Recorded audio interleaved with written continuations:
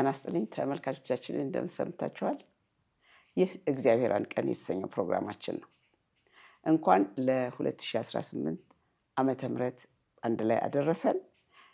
ዛሬ እንግዲህ የመጀመሪያውን ኢንተርቪው ነው ይዤላችሁ የቀረብኩት። የምገኘው ከአዲስ አበባ ወደ ምስራቅ በኩል ባለው የአያት መኖሪያ መንደር ነው። የምገኘው ደግሞ አጠገቤ በምታዩት እህት መኖሪያ ቤት ነው። እግዚአብሔር ይባርክሽ እህት ሙሉዬ፣ ይሄንን እድል ሰጥተሽኝ ተገናኝተን ይሄን ምስክርነትም ለመስማት አንቺንም ለማግኘት ስለተባበርሽኝ ከልብ ነው የማመሰግነው። አመሰግናለሁ። እኔም አመሰግናለሁ ታለመዬ። ጌታ ይባርክ። አሜን። ጌታ ይባርክሽ። አሜን አሜን። ተመልካቾች እንግዲህ ወደ ማድረገው ቃለ መጠይቅ ከመግባቴ በፊት ባለፈው በነቢይ ዮናስ አምባቸው ኢንተርቪው ላይ ስለ ሐሰተኛ ነቢያት ባለቴሌቪዥኖች ብለን ስንናገር ባለቴሌቪዥኖች ብዬ እኔም ተናግሬያለሁና መላውን የቴሌቪዥን ባለቴሌቪዥን ነቢያትን አይወክልም ንግግሩ። የተወሰኑ የቴሌቪዥን ባለሀብቶች፣ ባለሙያዎች፣ ባለንብረቶች የሆኑ ነቢያት ግን ሐሰተኛ ከሆነው ጋር ያላቸውን ግንኙነት ነው ነቢይ ዮናስ በደንብ ጥርጥር አድርጎ የነገረን። እግዚአብሔር ይባርከውና ሁላችሁንም አይደለም በዚህ የተቀየማችሁኝ የቴሌቪዥን አገልግሎት ያላችሁ ወንድሞች በፍጹም እኔም አውቃችኋለሁ፣ እናንተም ታቆኛላችሁ። እናንተን ይሄ አይወክልም።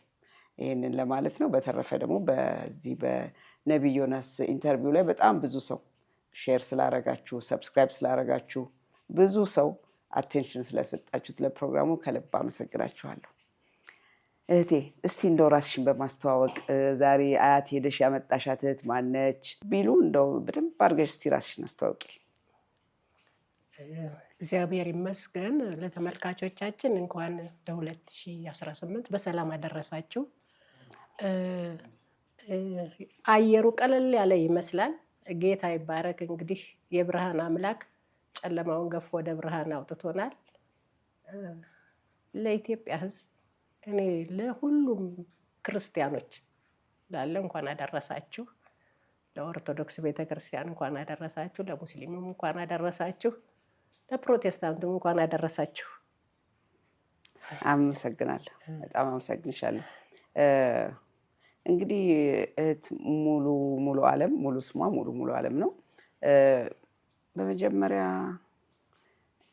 ወደ ጌታ ከመምጣትሽ በፊት ወደ ገዳም ገብታ የወጣችን እህት ነው ያቀረብኩላችሁና እስቲ በስንት ዓመትሽ ወደ ገዳም ገባሽ? እንዴት ገባሽ? እንዴትስ ወጣሽ? እሱ ፓርትን አውቀን ብንጀምር ብዬ ነው። እንግዲህ ገዳሙ ጋር ከመድረሳችን በፊት አስተዳደጌ አገር ቤት ነው። ሰሜን አካባቢ ነው የተወለድኩት። ሰሜን የት? ሰሜን መርጦ ለማርያም የምትባል አካባቢ ነው የተወለድኩት እና መርጦ ለማርያም ጎጃም ነው? ጎንደር? ክሊር አድርጊ። ጎጃም ነው። ያው መርጦ ለማርያም ትባላለች። ትንሽ ከመርጦ ለማርያምም የአንድ ሰዓት መንገድ ዶማ የምትባል ነው። አገር ቤት ነው ያደግኩት። ባላገር ነው ያደግኩት። ጌታዬንም በጣም ሳስበው ወደኋላ ደስ የሚለኝ ከዛ መጥራቱ ይደንቀኛል እና ከባላገር ነው ያደግኩት። ከዛ ለትምህርት ስደርስ ወደ ትምህርት ቤት ገባሁ። 1964 ነው ወደ ትምህርት ቤት የገባሁት። ወደ 7ኛ ክፍል ሳልፍ ወደ ደብረ ማርቆስ ነው የሄድኩት። ደብረ ማርቆስ እስከ 12 ጨረስኩ። 12ን ጨርሼ መሰረተ ትምህርት ዘመቻ ሄጄ ነበረ። ይህንን የምናገርበት ዋናው ምክንያት ለዛሬው ክርስትና ላይ ሁኜ ሳየው አንድ ነገር ስላለው ነው። ሰውም እንዲያውቀው የምፈልገው እና መሰረተ ትምህርት ዘመቻ ሄጄ ቤተሰቦቼ ጋር እናቱ ስትወልድ በምጥ የሞተችበት ቤተሰቤ ገዳም ሂዷል እና ገዳም ጠፍቶ ቀረ እየተባለ ሲወራ እሰማለሁኝ።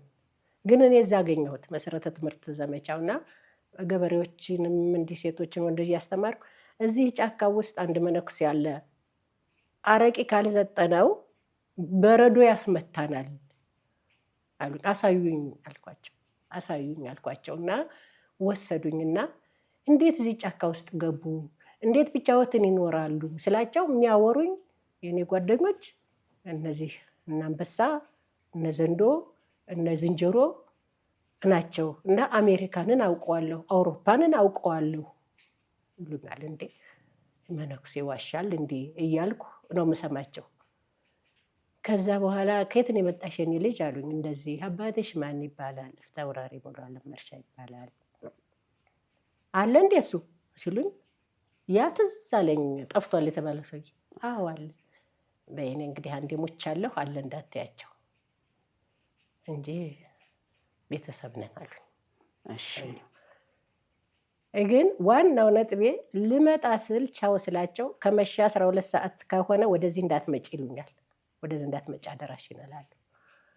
እዛ ወደዚህ ልመጣ ስል ሃይማኖትሽን ከቀየርሽ ትሞቻለሽ፣ እንዳትቀይሪ። እዚህ ላይ አንድ ነጥብ የምነግራቸው ሰይጣን እኛን ቀድሞ ነው የሚያውቀን፣ ቀድሞ ነው የሚያውቀን። ይህንን ነው ላስይዝ የፈለኩት እዚህ ላይ። እኔ ጴንጤ የሚባለውን አላቅም፣ ፕሮቴስታንት የሚባለውን ነገር አላቅም። እኔ ኦርቶዶክስ ነው የምከታተለው የነበረው እና ይችን እዚህ መጥቻ አሁን ጌታ ሲያበራልኝ ግን እዛ ማዶ ለካ የተናገርከው ታቀኛለህ ማለት ነው። ወደ ጌታ እንደምመጣ እንደምድል ሰይጣን ያቀኛል ማለት ነው አልኩ። እኛ ዘመዴ ልክ ነው። አውሮፓን ያውቁታል፣ በመንፈስ ሂደው ነው። አሜሪካን ያውቁታል፣ በመንፈስ ሂደው ነው። እንደ አማኑኤል አሞጽ ማለት ነው የበረሩ። በትክክል ነው የሚገልጹልኝ፣ በትክክል ነው የሚያስቀምጡልኝ። እኔ በዛ ጊዜ እንዳሁኑ አሜሪካን ባውቀው ኑሮ ምናልባት የሻይ የጠጡበትን ቤት ሁሉ ሊነግሩኝ ይችሉ ነበር፣ አላውቀውም እንጂ እና ሁላ እዚህ ላይ ሆኜ ሲበራልኝ አሃ አልኩ። በቃ እዛ ላይ ሆኖ የሚነገር ትንቢት፣ በመናፍስቱ ዓለም የሚነገረው ትንቢት እዚህ ላይ ጌታን ስታቂ ግን ታውቂዋለሽ፣ ይገባናል። እና ይችን ለመናገር ፈልጌ ነው። እና ይቅርታ ግን ሰውየው ማለት ልጅ ሞቶባቸው ጠፉ የተባሉት ሰው ናቸው። እናታቸው ስትወልድ በምጥ በዛው ጠፉ፣ በዛው ጠፉ። አንቱ ምላቸው ያው እንደው ጠፉ ተብሎ ግን በህይወት አሉ ማለት እንደ መንኩሰው ጫካ ብቻቸው መስርተው እና ረቄ ገበሬው አካባቢ ካልወሰደ በረዶ ያስመቷቸዋል። እኔ እሱ ነው የወሰደ። ደጋሚም ሆነው ማለት ደጋሚ፣ ያው ደጋሚ ናቸው በደንብ። በመናፍስቱ ዓለም አውሮፓና አሜሪካ ነው የሚያውቁ ናቸው። እና ቻው ስላቸው ሃይማኖትሽ እንዳትቀይሪ፣ ከቀየርሽ ትሞቻለሽ አሉ። ደህንነቴን ያውቃል ሰይጣን፣ ሞት አይደለም። እኔ ደህንነት የዘላለም ህይወት ነው ያገኘሁት። እና እዛ ማዶ ሰይጣንም ትንቢት ይናገራል። ይህንን እንዲያውቅ ነው። ሰይጣን ትንቢት በደንብ ያውቃል፣ ማን ምን እንደሆነ ያውቃል። ስለዚህ የወደፊታችንንም ያውቀዋል ማለት ያውቀዋል፣ በደንብ ነው የሚያውቀው። እሱ እንደሱ አይነት ምስክርነቶች ብዙ አሉኝ። ጌታ ጋር ከመጣሁ በኋላ ዋና ጥላቴ ናት እስከሚለኝ ድረስ ዋና ጥላቴ ናት ብሎ ለጌታ ቆሞ ሲከራከሩ ነበር። መናፍስቱን የሊገል ሃሌሉያ ሆስፒታል አስተኝቼ ከስር ሆኖ ልክ አጋዘን ይመስላል ራክሴ ረጅም፣ ያው ጌታ ነው ቆሞ ምን አደረገችህ ሲለው ዋና ጥላቴ ናት እንዲህ በዩ ይለኛል። በማጭበርበር ንግድህ እሳት ከውስጥ ወጣች በላች በዩ። ልክ ይህን ቃል ስነግረው ብን ብሎ ነው የጠፋ። እንዲህ አይነት ክርክሮች በህይወቴ ብዙ አውቃለሁ። ያቀናል ሰይጣን፣ በደንብ ነው ያቀናል። ከዛ ከትምህርት ወደዚህ ወደ ትምህርቱ መጣሁ። እዚህ 2 ዓመት ቆየው። 75 ዓመተ ምህረት ላይ ወደ ስራ ተመደብኩ። ናዝሬት ተመደብኩ ማለት ነው። ከ2 ዓመት በኋላ 73 ጨርሼ 73 የጨረሽው ምንድን ነው? ሃይ ስኩል። እሱንም አካውንቲንግ ነበር፣ ኮመርስ ነበርኩ። መጣሁ እና አዲስ አበባ ኮሌጅ ገባሽ? ኮመርስ ገባሁና ከዛ ወደ ናዝሬት ተመደብኩ። እሺ፣ በምን ጨረስሽ? ኢንዱስትሪ ሚኒስቴር ነበር የተመደብኩት። አደራጅም ነበርኩ። ናዝሬት ተመደብኩ። ናዝሬት ትንሽ ስለከበደኝ ወደ ደብረ ዘይት መጣሁ። ደብረ ዘይት እየኖርኩ ናዝሬት እየተመላለስኩ ሰራ ነበር፣ ለአዲስ አበባም እንዲቀርበኝ ማለት ነው። የዛ ጊዜ ምንድነው ቤተክርስቲያን ጀምሬያለሁ። ቤተክርስቲያን ስላሴ ጀምሬያለሁ። ለስላሴ የሚቀርበኛል ከደብረ ዘይት መምጣት። ድሮም ከኦርቶዶክስ ቤተክርስቲያን ኦርቶዶክስ በጣም ሲሪየስ ኦርቶዶክስ ቤተክርስቲያን ነኝ። በጣም እጾማለሁ፣ ጸልያለሁ። በዛው በኛው ማለት ነው። እረፍቴን ገዳም ነው የምሄደው ብዙ ጊዜ። በዚህ ሁኔታ ስራ እየሰራሁ ያለው ግን የኢሰፓ ሰዎች በፍጹም ሊያሰሩ አይችሉም። ሊያሰሩኝ አልፈለጉም። ያው የኢሰፓ ሰዎች ሴቶችን የማባረር ነገሮች አሉና አሏቸው። በጣም በጣም በቃ የአውራጃ ኢሰፓ ኃላፊ አስተዳደሩ ብትይው ይጠራሻል፣ ምክንያት ይፈልጋል፣ እንዲህ ነው እንዲያ ነው ምክንያት ይፈላልጋል። እና እኔ ደግሞ ሙያዋ ቤተክርስቲያን ነው በቃ ስራ አትሰራም ነው የሚጽፉብኝ ብዙ ጊዜ፣ ግን ምክንያት ነው። ለማንኛውም እኔ የእኔ 3 ዓላማዎች ነበሩኝ። አንደኛ ገዳም መግባት፣ ገዳም ካልሆነ ውጭ መሄድ፣ ውጭ ካልሆነ ትዳር መመስረት። 3 ነገሮች አሉ። ፕላን ነበረሽ? ፕላን ነበረኝ። እና የውጩ አልሆነም።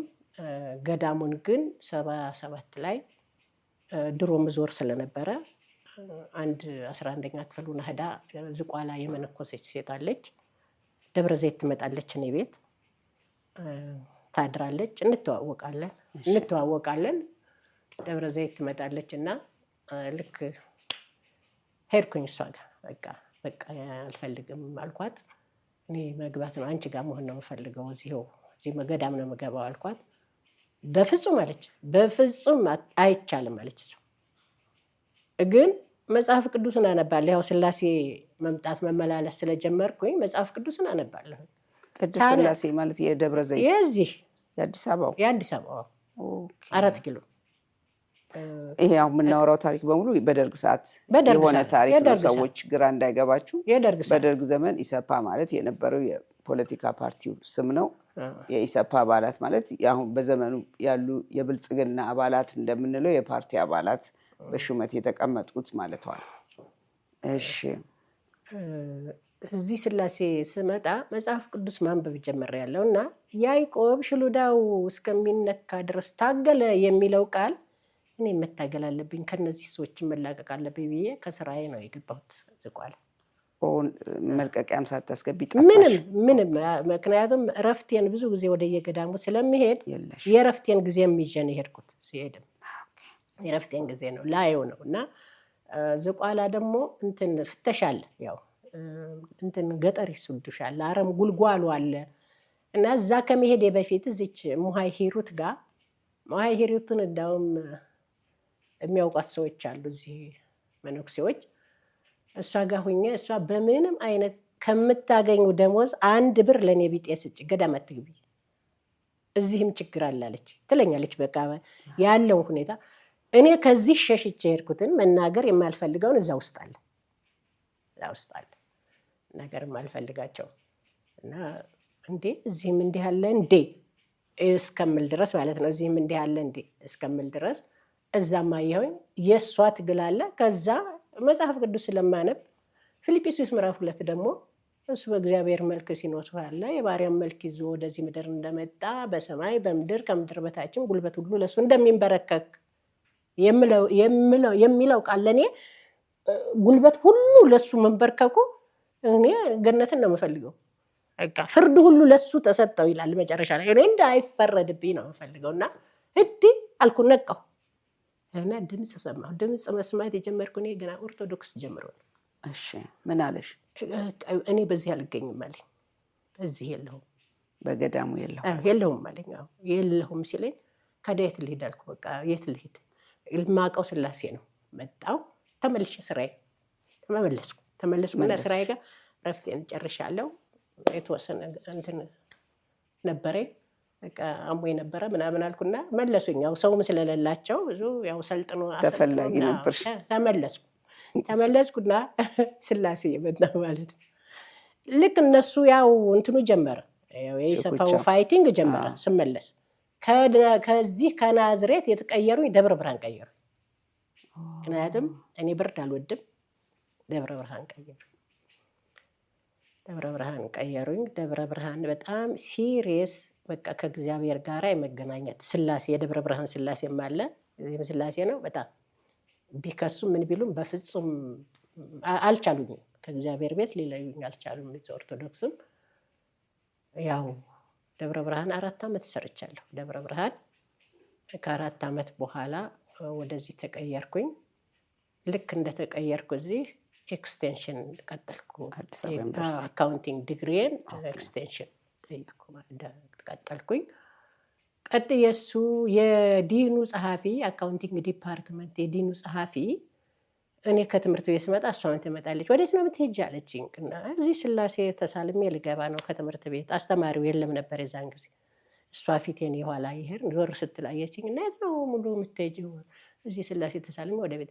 ለምን የሰንበት ትምህርት ቤት አትመጭም አለችኝ።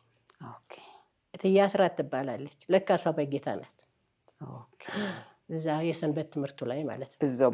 እዛው ስላሴ የሰንበት ትምህርቱ ማለት ነው። ወጣቶቹ ለምን አትመጭም እዚህ ሰንበት ትምህርት ቤት አለ እኮ ስትለኝ እኔ አላቅም አስቀድሼ ነው መሄደው ምን አልኳት። እና ያለችኝ ያውቋታል፣ ያው የስላሴ ልጆች አሁን ስሟን ስጠራት ያውቋታል በደንብ። እና ወሰደችኝ። እዛ እሑድ ነይና እኔ የሚያሳይሻለሁ። እዛ ብዙ ሰዎች አገኘሁ። ጋሽ እርቂሁን የሚባል አስተማሪ ነበር። የተሐድሶ ጋሽ እርቂሁን ይባላል። በጣም በጣም በጣም የሚገርመው የሙሴ ፊት እንደሚያበራ የዛ ጊዜ ወንጌልን ሲያስተምር ፊቱ ያበራ ነበር። እና ጌታ ገብቷቸዋል። ግን እንደዚህ ጌታ ተብሎ ኢየሱስ ተብሎ ምናምን ተብሎ አይደለም፣ በድብቅ ነው። በቃ ዝማሬው አለ፣ ቃሉ አለ። እኔ ሲዘመር ማልቀስ ነው በቃ። ዝማሬው በጣም ያስለቅሰኛል። በጣም በቃ እየወደድኩት ግን ጌታ ይባርካቸው። በእውነት ስላሴ ቤተክርስቲያን ተቀብላችሁ ያሳደጋችሁት ጌታ ይባርካችሁ። የዛ ጊዜ ጴንጤ ቀብጥርሶ ብትሉ ኑሮ ጭራቅ ነበር የሚመስለን። የዛ ጊዜ ጭራቅ የሚበላ የሚውጥ ነበር የሚመስለን። በእውነት ባርካችኋል። አሁንም ይባርካችኋል። ባለሁበት ጌታ ይባርካችሁ። ኦርቶዶክስ ቤተክርስቲያን ውስጥ ጌታ ገብቷችሁ ሸፍናችሁ ሳትገላልጡ በቃ ወንጌሉን እና ዝማሬውን ብቻ እያስተማሩ ነው ወደ ጌታ ይሳቡን።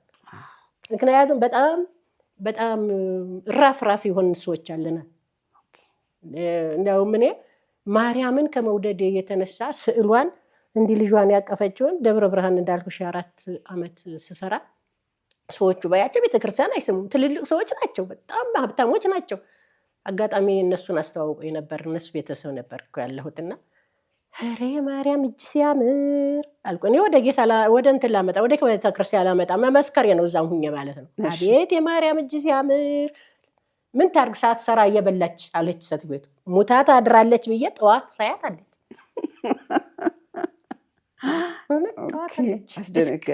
አስደነገጠኝ። ቤተክርስቲያን ትልቅ ሰው ሆኖ አለመሄዳቸው በጣም ገርሞኝ ነው። መመስከሬ ነው እንዲሄዱ ነው። አቤት ማርያም እንደዚህ ያቀፈችበት በጣም እንዲህ ነበርና ስዕሎች ምናምን እሱን አሳየኋትና ሴትቤቱን ከሰውየው በፊት እንዴት ያምራለች። ምን ታርግ ሳትሰራ እየበላች። እነሱ በጣም ሰራተኞች ናቸው።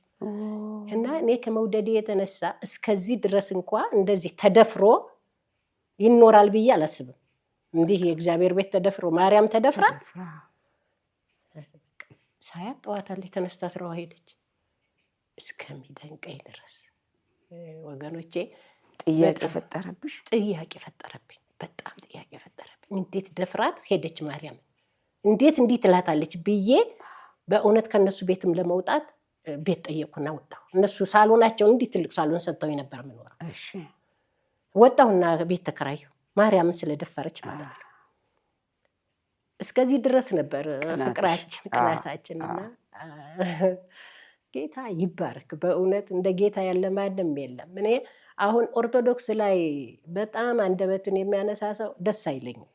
ለምን እንዲህ ተሸክመው አባብለው ነው። እኔም እንዳንቺ በቃ አባብለው ተሸክመው ነው ለዚህ ያደረሱ። ደግሞ የእግዚአብሔርን ፍርሃት የተማርንበት ነው። ስነ ስርዓት የተማርንበት ነው። ለዛሬው መሰረታችን ነው። አብ ወልድ መንፈስ ቅዱስ የስላሴ ምስጢር የተማርንበት ቤት ነው። እኔ በጣም በጣም በጣም ነው ቤቱን የምወደው። በጣም ጌታ ደግሞ ከነዚሁ ስርዓት ይገባል። ከነዚሁ ስርዓት ከነሽብሽባው ከነዝማሬው አሁን እየገባ ነው። ይገባል። ጌታ ይገባል። እኔ አምናለሁ ይገባል። ይህን ኢየሱስን የሞተውን ኢየሱስን እያከበረች ኦርቶዶክስ ባለችበት ታሸበሽባለች፣ ትዘምራለች፣ ትቀድሳለች።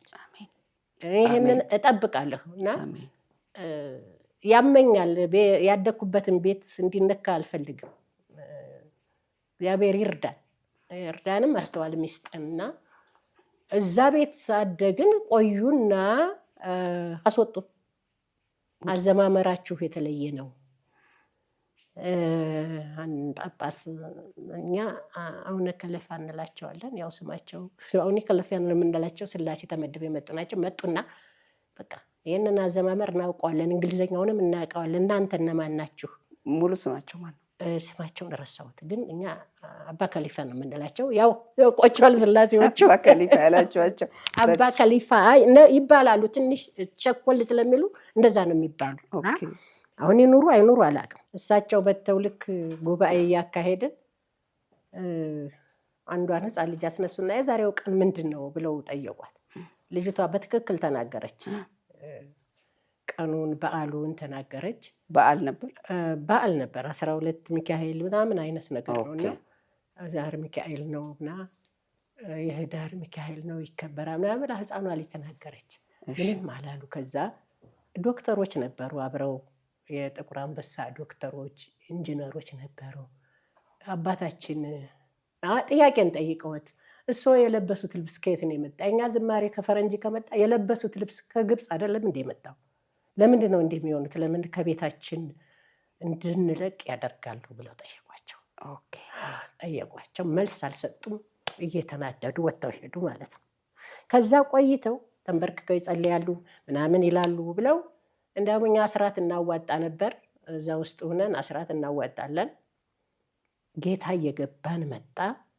ፋሲካን፣ ገናን፣ በዓል ሲሆን በሬ እናርዳለን። ሰበስብና የእንትኖችን አብልተን ነው ምንገባው። ለድሆች አብልተን ነው እኛ ወደ ቤት የምንገባው እና አድረን እዛም የእጅ ስራ ኮሚቴ ያለ የእጅ ስራ እንሰራለን፣ እንሸጣለን። በጣም ብዙ ሰዎች ነበሩ። በጣም ብዙ ሰዎች ነበሩ። ብዙ የተማሩ የአዲስ አበባ የጠበቃዎች ኃላፊ የነበረች አባይነሽ የምትባል እህት ነበረች። ብዙ እህቶች ነበሩ እዛ ውስጥ በትልልቅ ስልጣን ላይ ያሉ እህቶች ነበሩ። እዛ ተባረርን። ስንባረር እሷ ቤት አስገባችን። ፒያሳ ወዝቦልድ ፎቅ ላይ አባይነሽ። የእግዚአብሔር አንድ ቀን ቤተሰቦች ይህንን አይነት አስደናቂ ምስክርነቶችን እየሰማችሁ የበለጠ የእግዚአብሔርን ነገር በሰፊው ለመረዳት እግዚአብሔርን ለማድነቅ ለማመስገንም ለራሳችንም ደግሞ እንድንበረታ የሚያደርገንን ኢንተርቪዎች እንዲደረጉ በተቻላችሁ መጠን በፓርትነርሺፕ በሬጉላር ፓርትነርሺፕ እያደረጋችሁ እንድታግዙኝ በትህትና ጠይቃችኋለሁ። እሷ ጋር ገባን። በቃ እሷ ጋር ሁነን ደግሞ አካባቢው በጣም እንትን ማለት ጀመረ፣ መንጫጫት ጀመረ። መኖር አልቻልንም አሉ። ፎቁ ላይ ነው ስንወጣ ስንገባ ቤቱን ነው የለቀቀችው። ከዛ ልክ ናዝሬት ትምህርት ቤት ፊት ለፊት ሃይዶርዝ እሱ ፊት ለፊት ትምህርት ቤት ነበረ። እሱን ተከራየንና በሁለት ሽፍት በሙሉ የሰንበት ትምህርት ቤቱ መጣ። የገባውም ያልገባውም ኢየሱስ የገባውም ያልገባውም ያው ተሸፋፍኖ ስለሆነ ይመጣሉ። ከሌላ አገልጋዮች ይመጣሉ፣ ይሰብካሉ፣ ቃሉን ይናገራሉ፣ መዝሙር አለ። በጣም ወንድማማቾች እነ መስፍን፣ አሁን ፓስተር መስፍን ሆኗል። አማኑኤል ቸርች ነው ያለ። ይህንን መጠየቅ ከሰማ ያውቃል። እኔም ጋር በጣም የምንግባባነት እሱ አለ። ይሄ አኮርዲዮን አለ፣ ጊታር አለ። ወንድማማቾች ናቸው፣ ይዘምራሉ። ቆመው ሲዘምሩ እናዘጋጃለን። ከክፍለ ሀገር እንጠራለን። እንደዚህ ተሐድሶዎችን ከናዝሬት እነ ዳንኤል ይመጣሉ።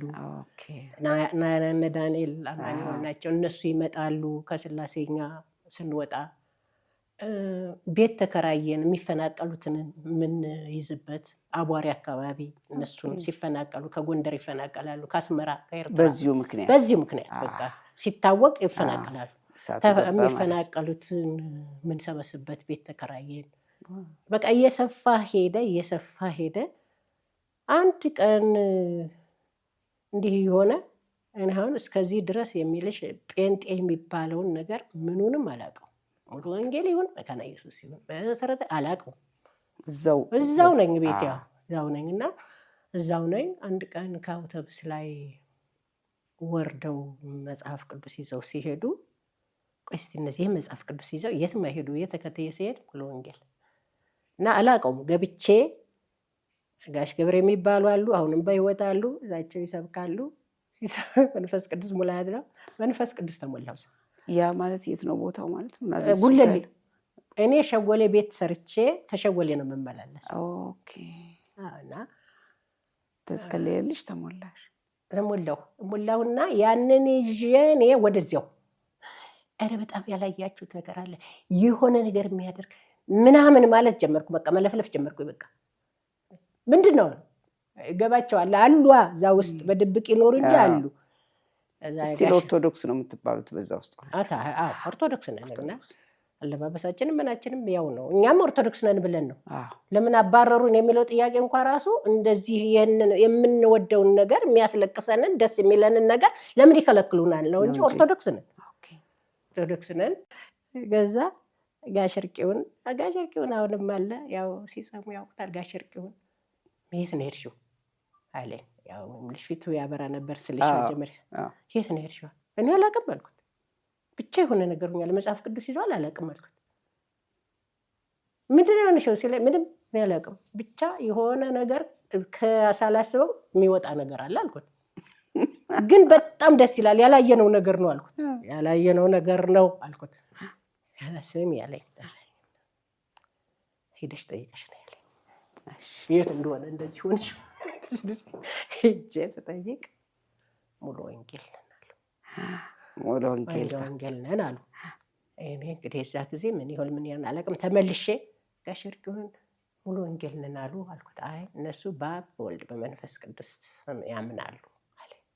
ነቃው። እዛ ጊዜ አለ እንደ ለካ ሌላ ብዬ ሌላም የሚያምን ነገር አለ ማለት ነው ብዬ ከዛም በዚህ ውስጥ ባለቤቴ ጋር በጣም እንትን ነበር፣ ፍትጊያ ነበረ። እሱ ጌታን እንትን አላለም። እኔ ቀድሜው ነው በሬ ሆይ ሳሩን አየሽና ገደሉን ሳታይ ይል ነበር እና ቋንቋችን ተደባልቆ ነበር።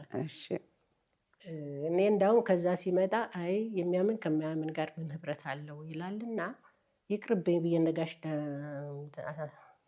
እርቂውን ሳማክር አይ ፈርመሻል፣ ህጋዊ ፈርመሻል፣ ደግሞ ጳውሎስ በአንቺ ድን እንደው ምን የምታውቂያለሽ ይላል የሚለውን አሉኝ። ሰርግ አላሳረግም ነበር፣ ፊርማ ነው መዘጋጃ ፊርማ ነው እንጂ ሰርግ አላሳረግም ነበር። ሰርግ አሳረግን፣ ተጋባን። ከዛ ትንሽ ቋንቋችን ተደባለቀ። ግን እኔ ጋር ይሄዳል እኔ ጋር እዚህ ታድሶ ይሄዳል። እኔ የሚገርም ነው ለሱ እንዲገባው ዶክተር ያልሆነውን የዛሬ ዶክተር ነው እለዋለሁ ሰባኪው። እንደ ጳውሎስ እሱ ዝም ብሎ እንትን ነው እንደ ጴጥሮስ ችኩል ነው ይለኛል። አንዳንዱን እንደ ጴጥሮስ ችኩል ነው፣ ይሄ እንደ ጳውሎስ ነው ምንም አይልም ይለኛል። የካድሬ ጴጥሮስ አይነት ካድሬ ነው፣ ምንም ችኩል ነው ይልና ይለኛል። እያለ አንድ ቀን እዚህ ሙሉ ወንጌል ደግሞ ወደዚህ ሽፍት አደረግሽ እንዴ እስኪ ብሎ እዛም የት እዛ የጉለሌው የጉለሌ ሙሉ ወንጌል አብሮኝ ይሄዳል። ወደ ሲሄድ ይሄዳል እና ሙሉ ወንጌል ሄደ። እኔ እዚሁ ተሐድሶዎቹ ጋር መጣሁኝ። ስመለስ አካባቢው ላይ አላቃት መሰቱ ቤቱን እኔ ግን ያው በተሐድሶ ሁኜ ጌታ እንደገባኝ አውቀዋል እነሱ የሙሉ ወንጌል ልጆች ናቸው። ባለቤትሽ ጌታን ተቀበለ ሲሉን የጌታን መቀበል ራሱ አይገባኝም። እኔ እንደ ጌታን አልተቀበልኩም። እጄን አንስቼ አልተቀበልኩም። አላውቅም፣ ፕሮሰሱን አላውቀውም። አሁን ዳቆን ሁኜ ነው ሰዎች ሲቀበሉ ጌታ ሆይ ይኸው አብሬን ይላለሁ። እዛ አልተቀበልኩም እንጂ ያጅ መቀበል ምናምን እንደዚህ አናውቀውም ፕሮሰሱን። ተቀበለ ሲሉኝ አልገባኝም። ግን አንድ ነገር ገባኝ፣ የሆነ ነገር ሆኗል ተፈጥሯል ብዬ ማለት ነው። እዛ ጌታን ተቀበለ፣ ቋንቋችንን አንድ አደረገ። ጌታ ስሙ ይባረክ። እግዚአብሔር ይመስገን። እንዴት ተገናኛችሁ ከባለቤትሽ ጋር? ባለቤቴ ጋር እሱ ከድሬዳዋ ከአየር ኃይል ነበርና መጥቶ የሚያውቃት ልጅ አለች። የኛ የመስሪያ ቤታችን ሻይ የምታፈላ ልጅ ነች እና እሷን ሊጠይቅ ያውቃታል እና እዛ ድሬዳዋ ሄዳ እሷን ሊጠይቅ ይመጣል። እኔ ደግሞ ፊልድ ሂጄ ስመለስ እሷ ጋር አርፋለሁ። አንዳንድ ነገሮች ይዤ ስለምመጣ ለእሷም ጣል አድርጌ ወይ እሷ ላይ ቁጭ አድርግና ኋላ ነው የምወስደው። ቢሮ የፊት ለፊት ናት እና እዛ ስገባ አየሁት። ግን በጣም ደነገጥኩ።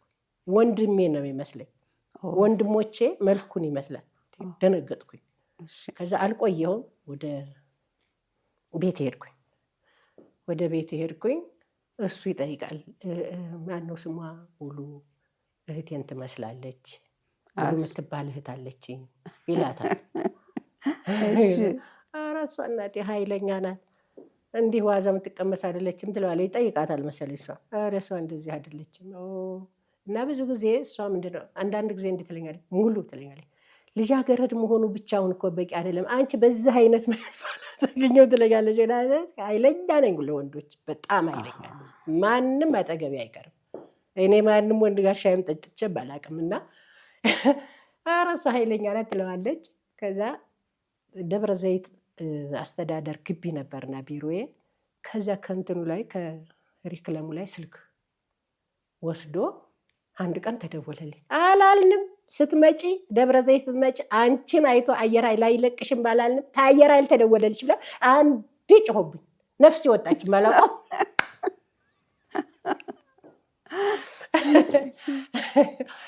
እዛ እንትን እያልኩ የተንቀጠቀጥኩ አናገርኩት። ማነህ ምናምን ስለው እንደዚህ ነው አንድ ቀን የተዋበች ቤት ያየሽ ነኝ እና ሙሉ የምትባል እህት አለችኝ። እኔም ሰው አላቅም፣ እንደ እህቴ ነሽ እና በቃ ለዚህ ነው እንደ እህት ነው እሷ ቤት ስትመጪ እንገናኝ፣ ሰው ዘመድ የለኝም እህቱ ነኝ አለ። ምንም ችግር የለም አልኩ። ያው ተገናኘን ማለት ነው። ቆይቶ ነው ሌላውን ጥያቄ ያነሳው እንጂ እንደ እህትና እንደ ወንድም እንደ እህትና እንደ ወንድም ቆየን።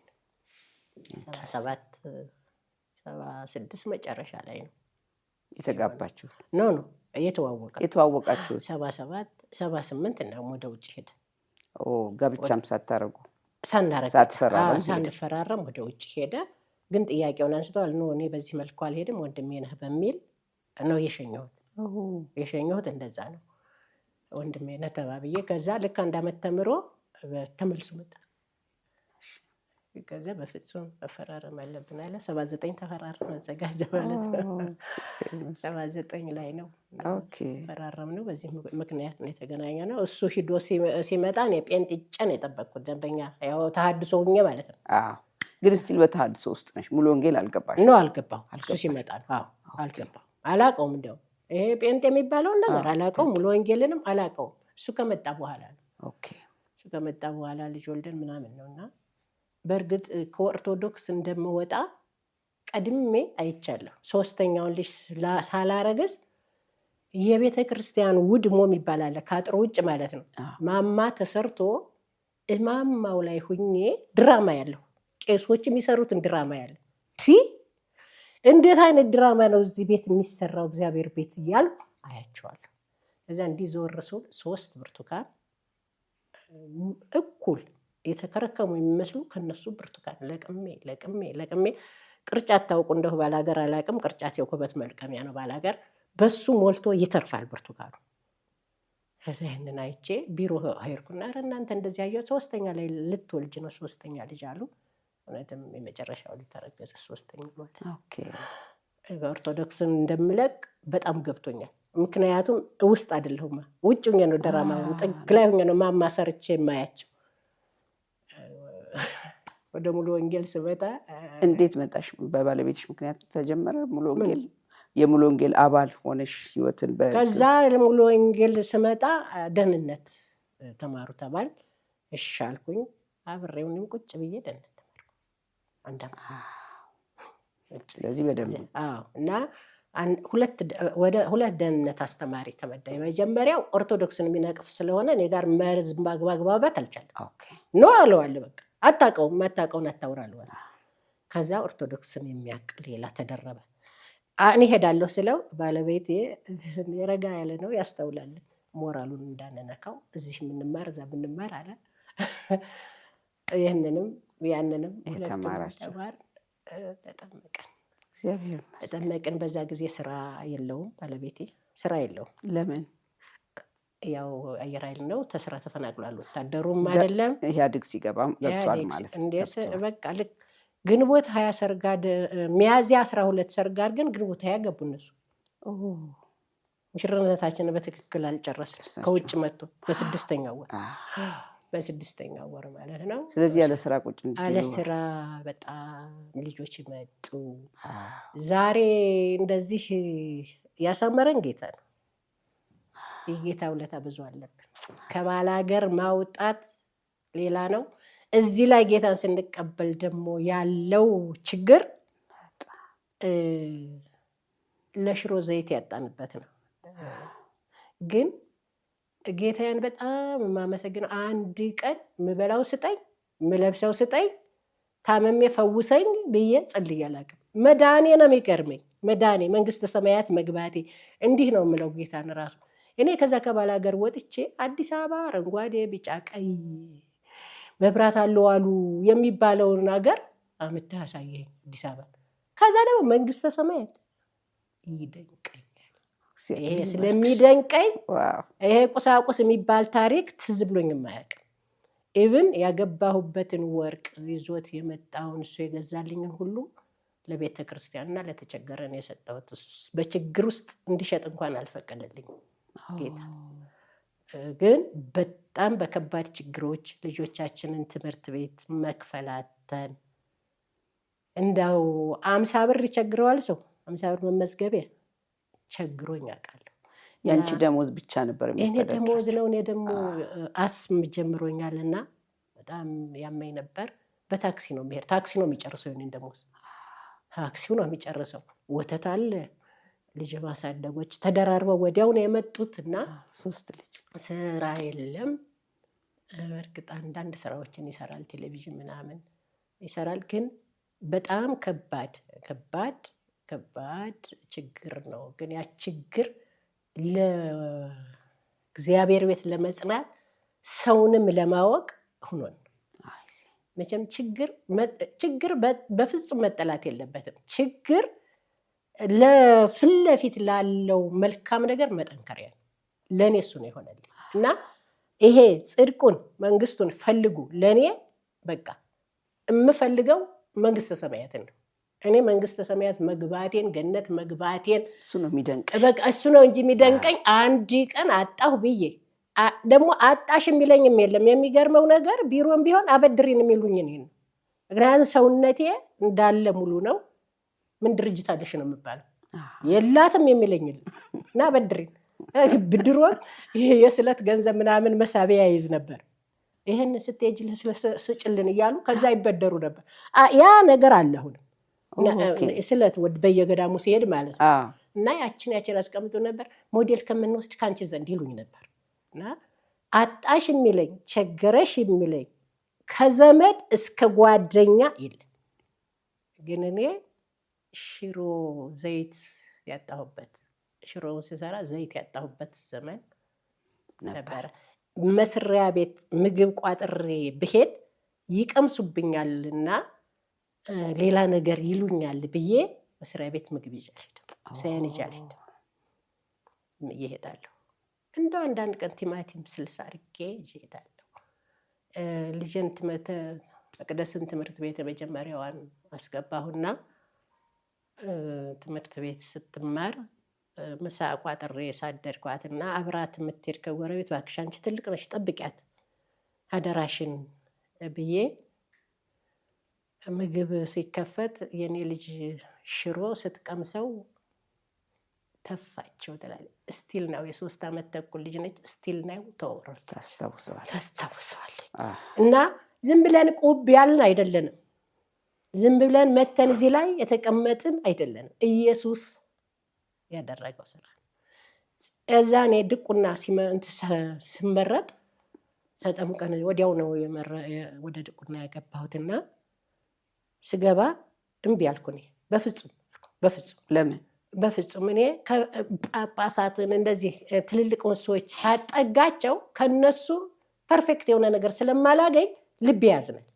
እና እኔ እንደ ጳጳሳትን በነገራችን ላይ እንደ እግዚአብሔር ነው አይቼ ያደግኩት። የቆሙበትን ስሜ ተንበርክኬ በቃ እንደዛ ነው የለመድነው። ስለዚህ ያ ስላለ ከፍ ባልኩ ቁጥር አገልጋዮች ሲያጥፉ ባይ ልቤ ይሰበራል። እና አንተን ልተው እችላለሁ ብዬ እምቢ አልኩት። እና ህልማየሁ ስንዴ ተዘርቶ ስንዴው ቡቃያ ነው በጣም በዛ ላይ ሽማግሌዎች ማቃቸው ሽማግሌዎች ይሄዳሉ። እንዲህ ነችና አታዝኑም እንዴ እነዚህን አታውም እንዴ ለእነዚህ አታዝኑም እንዴ ረጣችሁ የምትሄዱ ብዬ አጠራጥርባቸዋል። ይህ ህልማየሁ ቀጠልኩና ድርሻሽ ነው እምቢ እንዳትይ የሚል መልክት መጣልኝ። የሳኦል ድርሻው ነው ሳሙኤል ያዘጋጀለት ድርሻሽ ነው የሚል መጣ። እኔ እሱን ሁሉ መጨረሻ ማስጠንቀቂያ እምቢ ብትይ እኔ እቀጣሻለሁ የሚል መልክት መጣ። ይህን ድቁናውን አልቀበልም ብዬ ለምን ከፍ ባልኩ ቁጥር የማየውና የምሰማው ነገሮች እኔ አልፈልግም። መንግስተ ሰማያትን ማጣት አልፈልግም። ደግሞ በጣም እኔ ጌታ ስሙ ይባረክ ያሳደገን ፓስተር የለም የመከረን ያስተማረን ኢየሱስ ነው። ደህንነት ከተማርን በኋላ እንዲህ የሚለን የለም የሚለን አልነበር። በዚህ ሂዱ የሚለን የለም። መንፈስ ቅዱስ በእውነት እውነተኛ አስተማሪ ነው እና ያንን ብዬ እምቢ አልኩኝ። ታምሜ ኦፕራሲዮን ላደርግ ያለ ሁኜ ፓስተር ተስፋዬ መልካሙ ከቤተ ክርስቲያን ተልኬ ነው ሲለኝ ምን አጥፍቼ ነው ብዬ በቃ ውስ ደነግጥ ድቁና ተመርጠሻል ወይ ብዬ እምቢ ልል ስል እሱ ጥሎኝ ወጣ። አይ ብሎ ጥሎኝ ወጣ። ጥሎኝ ሲወጣ እነዛ ህልሙ ንግግሩ መጣ። እንደከወደድከው አልኩና ገባሁ። በገባሁ በ15ኛው ቀን ላይ መልእክት መጣ። አንቺ የኔን ቤት ስሪ፣ እኔ አንቺን ቤት እሰራለሁ።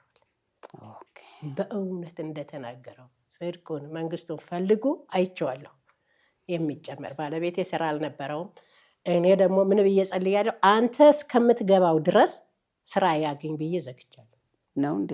አዎ ጸልይ አንተ በደንብ በቃ ይሄ ብዙ ጊዜ እኔ ወደዛ ወደዚህ የሚሉ ደህንነት አልገባቸውም ምናምን ብዬ አስባለሁ። የኔ ነው እንግዲህ ደህንነት ያልገባቸው ሰዎች ናቸው እንዲህ የሚሉና በደንብ ኢየሱስ እስከሚገባው ድረስ አንተ እስከምትገባው ድረስ ስራ አይገኝ አያገኝ ቆልፈሽ። አዎ ለምን በትቢት እንዳይጠፋ ብያለሁ። ከዛ ባይብል ስተዲ ላይ እያጠናን እያለ አገልጋይ አምጥተው ነው እሱ ወደ ጌታ ሄዷል። አገልጋይ ከእንግዲህ በኋላ ስራው ይፈልግሃል እንጂ አንተ ስራ አትፈልግም አለ።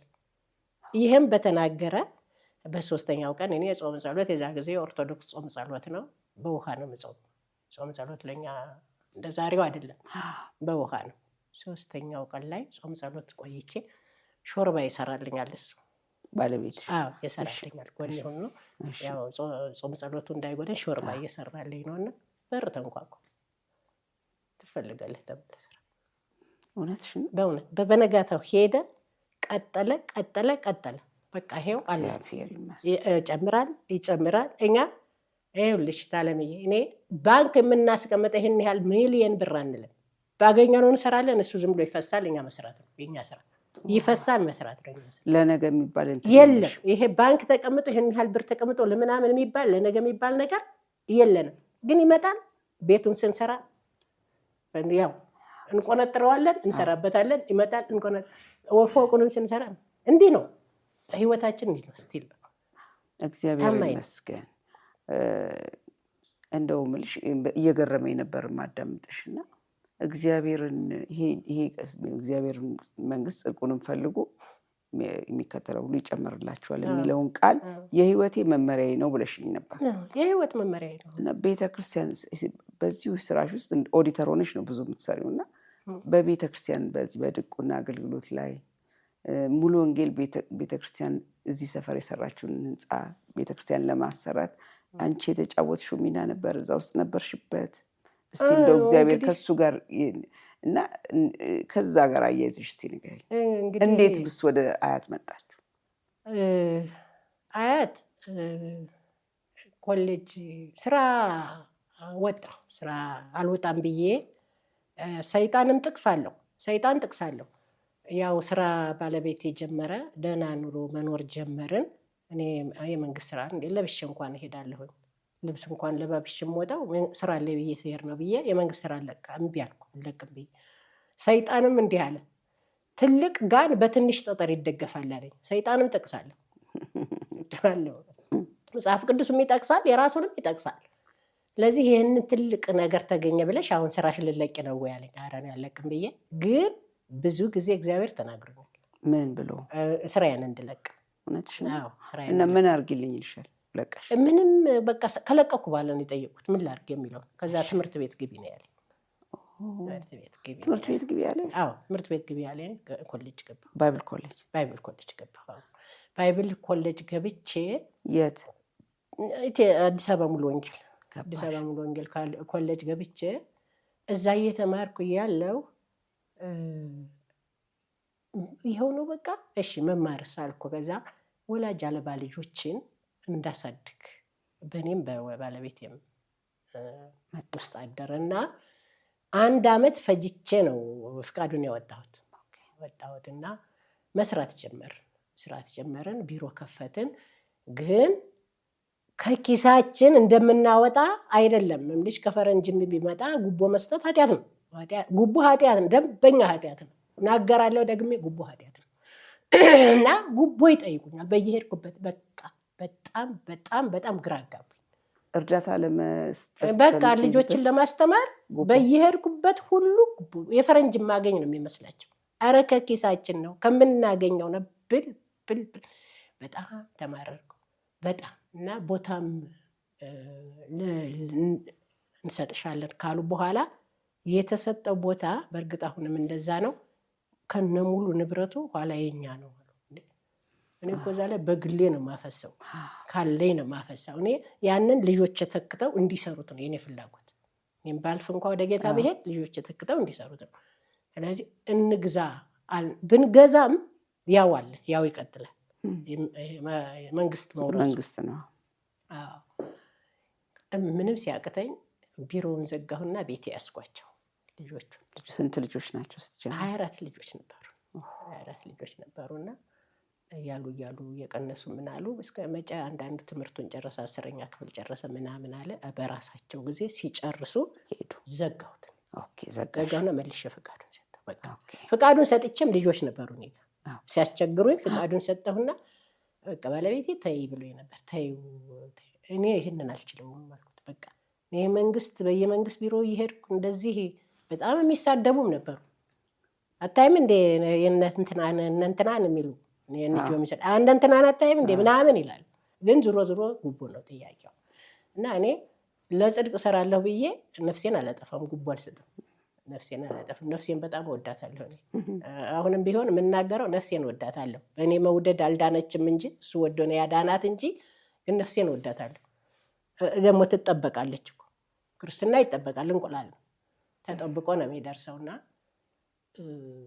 እምቢ ብዬ ያንን ዘግቼ ግን ልጆችን ቤት ይዤ አስጨረስኳቸው። እንዲያውም በቅርብ ነው 2 ዓመት 3 ዓመት ይሆናል እንትኑ ማህተሙን አምጭና ስጭን ብለው የሰጠኋቸው። ማህተሙ ይመለስ ብለው እንጂ ቸኩን ምናምንም ቀድመው ነው የወሰዱት። እግዚአብሔር ይመስገን። ታዲያ በሙሉ ወንጌል ወደዚህ ሰፈር እንዴት መጣሽ? እዛ እየተማርኩ ሙሉ ወንጌል 40ኛ ዓመቷን ታከብር ነበር እና እዛ ላይ አስተባባሪ በድቁና እየተማርኩኝ ተመድቤ እያለሁ ተመደቢ ብለውኝ ተመድቤ 1 ቀን ሰራሁና 2ኛውን ቀን ተውኝ ልቀመጥና ልገልገል አልኳቸው። ያው ቁጭ እንዳልኩኝ እንግዲህ ለእግዚአብሔር ክብር ነው የምናገረው። ሰዎቹን አሳየኝና የጽዋ ማህበረተኞች አለኝ። እኔ ኦርቶዶክስ ትቼ የመጣው የጽዋ ማህበረተኛ ደግሞ ምንድን ነው እዚህ አልኩና አጠገቤ አብሮኝ ቢማር ልጅ አለ። በቄ ወንጌላዊ በቄ ይባላል። አሁንም አለ እዚያው በቄ ያልኩት። ኧረ እባክህ የጽዋ ማህበረተኞች ይለኛል አልኩት። እንዴ አሳየሁት። ልክ ነው እኮ አለኝ። ልክ ነው አለኝ። እንዴት አልኩት። አይ ሙክት እያረዱ አንድ ላይ ሀብታሞች ተሰባስበው ይበላሉ አለኝ። እንዴ አልኩ። አንድ ምስክር አገኘሁ።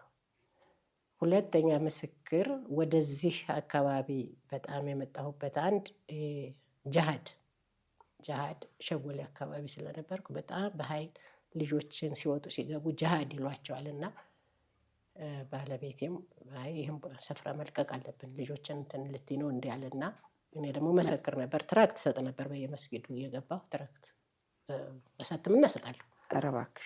በተለይ የፋሲካ ጊዜ እሰጣቸዋለሁ እና እነሱም ያውቁኛል። ያውቁኛልና ልጆችን ትንሽ እንትን ቦታ እንፈልግ ብሎ ወደዚህ መተን ይሄንን ስንፈልግ ልክ እንደዚህ ያንኑ የጽዋ ማህበርተኞች ሰዎች አገኟቸው።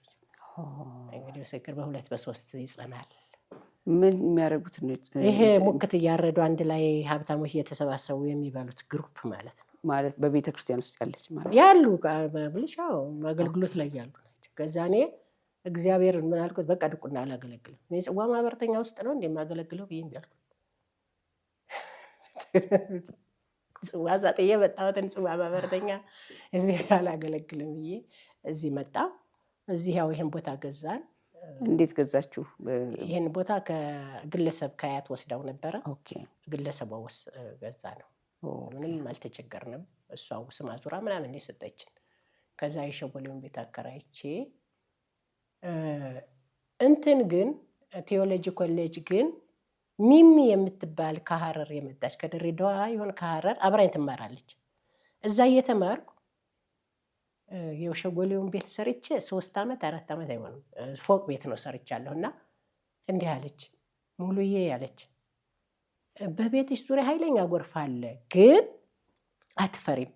እንዴት ትይኛለሽ? ያንን ተራራ ታይዋለሽ፣ የጽዮንን ተራራ፣ እሱ የኔ መከታ ነው ትይኛለሽ፣ ግን አዲስ ወዳልተጠጋ መሬት ወስድሻለሁ። ብዙ ያፈሩ በቆሎችን፣ ጮርቃ በቆሎችን የምታይበት በአውድማ የሞላ እዛ ወስድሻለሁ። ደግሞ ይህች ከአዲስ ቤት ልትነቅለኝ ነው፣ የትኛዋ ነቢይ ናት ብዬ። እኛ እንግዲህ ነቢይ አናውቅም፣ ብዙ ነቢይ እኔ ብዙ አይደለሁም። ለምን እኔ በቃሉ ነው የተወለድኩት። እና እንደ ሰራዊት ጌታ ምናምን ኦርቶዶክስ አታውቂውም የለም አይባልም። እና ስለማናቅ ደግሞ ይህች ከዚህ የመጣች ብዬ ብዙም አልተቀበልኳት። ግን በተናገረች በ4 ወር ለቀነች ይመጣ መጥቼ ይህን ቤት ሰርቼ መኖር ጀምሬ በሊዝ የወሰድነው ቦታ አለ። እሱን ህንፃ መስራት ስንጀምር ድቁና ማረፍ ስለነበረብኝ ድቁና ከድቁና አረፍሽ? ከድቁና ሳርፍ ልክ አርፌ ሰኔው ነው ራሱ የተመረጥን 5 ሰዎች 5 ወንዶች 6ኛ ሴትን የተመረጥን እና ይህንን ቦታ ወደ መሬት ባንክ ገባ ነውና 2000 ካሬውን መሬት ውሰድና ቸርች ተሰራበት ተባለ። እሺ ተብሎ ስንመጣ ወደዚህ ሊሰራ መሪዎች እምቢ አሉ። 150,000 ብር ተሰጠን ነው። አጥሩ ይታጠር መጀመሪያ ተባለና ቁፋሮ ተጀመረ። ቁፋሮ እኔ ልጆቼ ሁሉ እንዳምጃቸው ደምቶ እባክሽ ልጆችን ታያቸው እኔ ቁፋሮ ልክፈል አለ ባለቤቴ። ሰውን ሁሉ ነበር የምናስቆፍረው። ሰውን ሁሉ በቃ ምዕመኑ ይቆፍር፣ አንዳንድ ጉድጓድ ይቆፍርና አጥሩ ይሰራ። እዛ ይቆፍር ነበረ። አልሆነም። ያው መሀል ላይ ቀረና ቁፋሮ አልቆ አጥሩ በ150,000 ብር ታጠረ። ከዛ ወደ ቤት ስራው ስንገባ መሪ እምቢ አለች። አንደኛ ካርታ ይሰጥ 2000 ካርታ ይሰጠን ተሰርቶ የሚል ካርታ ይሰጠን፣ ካርታ የ2000 ይሰጠን በሚል እንዴ እናንተ ሰዎች በጴንጤ ዘመን መሬት ጴንጤ አግኝቶ አያውቅም። ይህ መሬት ተሰጠ፣ እንዴት ታስወስዱታላችሁ? እኔ መሬቱ እንዴት አልፈለ እኔ አውቀዋለሁ፣ ሊዝ ወስጃለሁ፣ ምን ያህል እንደሆነ የዛ አካባቢ መሬት አውቀዋለሁ። እባካችሁን በባሉ ወደዚህ ሰው እንዲመጣ አልፈለገችም ቤተክርስቲያንና እንግዲህ የግድ እስጢፋኖስ እኮ መሞት የለበትም ቤተክርስቲያን ለመስፋት ብለን ጀምሬው ነበር። ያው ኮሚቴ ነበር። ከዛ ለሰዎቹ ያው ህያው ምስክር አለ እናሱ ቀሩ። 5ቱም ወንዶች ቀሩ እያሉ ቀሩ። ከዛ እዚች ቤት የመስኮት ላይ ሁኝ በተለይ አንድ ወንድም አለ ደወልኩላትና አልመጣም አለኝ። ከዛ እንደዚህ ሁኝ እያለ ያቺ የተናገረችው መልእክቱ እኔ አላውቀውም እኮ እዚህ ቤት ስኖር ያንን ስጀምር እዚህ ቦታ እንዳለ አላውቅም። ኮሚቴ ተመርጬ ነው ይሄን ቦታ ያየሁት። እንዴ ለካ ነገሩ እኔ ላይ ነው እንዴ ከጌታ ይሄ ያፈሩ በቆሎች ጮርቃው በቆሎች ያልከው ምድረ በዳ ያልከው ይሄ ነው እንዴ? ለዚህ ነው እንዴ ያመጣኸኝ ወደዚህ ወደ ሌላ ሰድሻለሁ ወደ አልተጠጋ መሬት ያልከው? መጣ መልእክት። ከዛ ቀጠልኩ። እዛ የነበረውን ነገር የኔን እየሰራሁ እዚሁ ጌታ ይባርከው። አወቀ አለ አወቀን ጌታ ሰጠኝ። ሁሉም ቢቢሎ ሲሄድ አወቀ ከኔ ጋር ቀረ። ሙያው አለው። ሙያው ስላለው እሱ ይሰራል፣ እኔ የሚፈለገውን አቀርባለሁ፣ እሰራለሁ። ለቤተክርስቲያን በራሳችሁ ገንዘብ በእንዴ አዋ እንዴ ታዲያ ቤተክርስቲያን እኛ ቤት እንስራ፣ ቤተክርስቲያን እዚህ መሬት ተወስዶ። ስለዚህ የራሳችሁን ህንፃ መስራት አቁማችሁ ይሄን መስራት አልቆመም። ጎን በጎን ይሄዳል። ሁለቱም እየሄደ እሱ በጣም ታገለ። በቃ እኔም ፓስተር ይልማን ታውቂ እንደሆነ የኢትዮጵያ ሙሉ ወንጌል ጸሐፊ ነበሩ። እሳቸው ነበሩና ፈረንጆችን ይዘው ይህ ኮሌጅ ነው ተሰጥቶናል እና መስሪያ አጠን ብለው ፈረንጆችን ይዘው ሲመጡ እኔ አርማታ እያወካሁ እሱ ይሞላል፣ እኔ አርማታ አሸከም ነበር እየሞላሁ አብሬ እና ምንድን ነው ይሻሉ አባለኝ ሙሉ ወንጌል አባለኝ እና ተሰርቶ እንዳውም እኔ ውጭ ሄጄ እሱን አስቆሙት ማለት ነው። መሰረት ሰርታችሁ መስራት የለባችሁም፣ መሰረት መውጣት ፎቁን ነው መስራት ያለባችሁ ብለው አስቁመው ጠበቁኝ። ስመለስ ገጠምኩ። እንግዲህ እሱ ይናገራልና ገጠምኳቸው። እኔ የቤተ ክርስቲያኑ ነው እንጂ የከበደኝ ክርክሩ የዓለማዊ አልከበደኝ። እነሱን እንዴት ነው እንደዚህ የቤተ ክርስቲያን ገቢ ህዝቡ ነው ምእመኑ ነው። ምእመኑን ሰብስበን ነው ፎቁን ልንሰራ የምንችለው። ምእመኑን ለመሰብሰብ ደግሞ በድንኳን አድርገዋል። በፍጹም ኑ እናዩት። በድንኳን ሰው ተቀምጦ ማምለክ የሚችል ከሆነ ኑ እናንተ ብዬ አመራሮች ኑ እስቲ ብዬ ከክፍለ ከተማ ከዛ በኋላ ያውቃሉ ልጆችን እንደማሳድግ ከዚህው እንደወሰድኩ ያውቃሉ። ብዙ ጊዜ ያው ትብብር ደብዳቤ ከቀበሌም ከክፍለ ከተማ ታጽፌ የለ ከዛ እኮ እንደዚህ ልጆችን እኮ ታሳድጋለች የሚል ያ ሲሰማቸው አንድ ወንድም ጋር ነው የሄድኩት። እሱ ወንድም እስቲ ውጡ አሉን። ወጣን። ስንወጣ በቃ ስሩ አሉ። በመሰረት ተሰራ። እዛ እኔ ፓስተር ይልማ ጋር ሄድኩና እኔ እግዚአብሔር ያለኝን ኃላፊነት ተወጥቻለሁ፣ ይኸው ቁልፍ አገልጋይ መድቡ ብዬ ሰጠው።